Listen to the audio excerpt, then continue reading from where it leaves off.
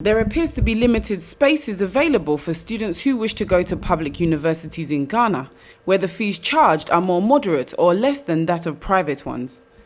Many students who, however, find themselves in private tertiary institutions, either by choice or not, have to resort to paying high charges as fees and others to get better education in these facilities.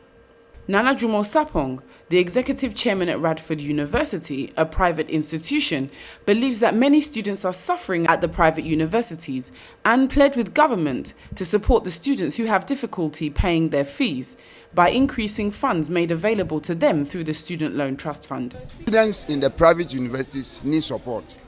They are not taking the student loan because it is 800 cedis.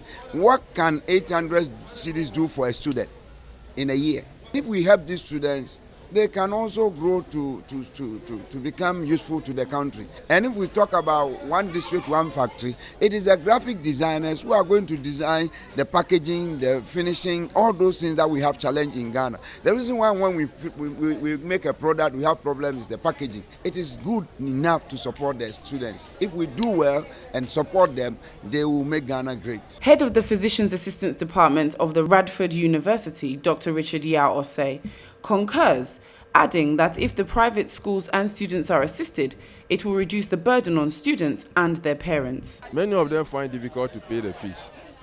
So, and I advise some of them to go for scholarship, this needs scholarships.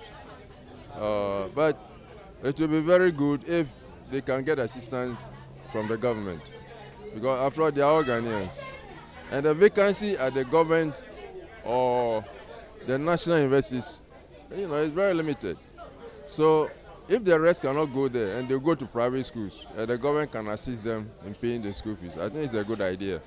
As a graduating student, Garafu Awudu, who spoke to the news team, called on the government to also find innovative ways of creating more jobs for graduates and also help the students with more loans while in school, in order not to burden parents so much with fees. The issue about the student loan is something we think those in authorities have to look at it very well. You see that most students are from a very poor background, and the timely release of the student loan from the Student Loan Trust Fund is nothing to write home about. And mostly students have to battle with the issue of settling their school fees when exams is just at the corner. Instances where you are almost at the end of the semester and the loans have not been released to the student. Actually, it's a problem and it's affecting students.